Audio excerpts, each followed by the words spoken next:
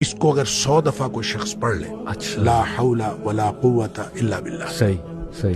लेकिन पढ़ना कैसे है? पढ़ना इस तरह नहीं है कि आप बस पढ़ते जाएं। ये है क्या? ला हौला वला कुव्वता इल्ला बिल्लाह असल में क्या है? हौल का माना भी कुव्वत है और कुव्वत का माना भी कुव्वत है। ला हौला वला कुव्वत, यूं कह लीजिए ना कोई इज्तिमाई ताकत, ना कोई इनफिरादी ताकत, इल्ला बिल्लाह, सिवाय अल्लाह के।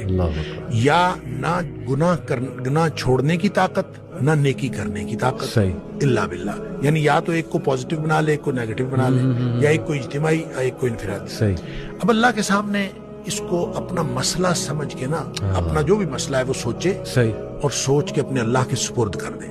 या अल्लाह, मेरी तो कोई ताकत नहीं, ना इनफिरादी ना इज्तिमाई, इल्ला बिल्लाह। हाँ, तू अता फरमाए ताकत तो हो सकती है। यूं मैं इसको कहता हूं, ये बेबसी का कलमा है। बेबस आदमी अपने अल्लाह के सामने बेबसी का इजहार करे इस कलमे के जरिए। सही सही। तो फिर ये नबी पाक सल्लल्लाहु अलैहि वसल्लम ने फरमाया, जिस शख्स ने कहा था ना मुझे वसवसे आते हैं, जी। आपने फरमाया ला हौल वला कुव्वता इल्ला बिल्लाह पढ़ा कर, तेरे वसवसे भी खत्म हो जाएंगे और इसके अलावा अल्लाह ताला तेरे 100 मसले हल कर देगा। वाह वाह। आप अंदाजा करें, एक शख्स के 100 मसले होते नहीं है।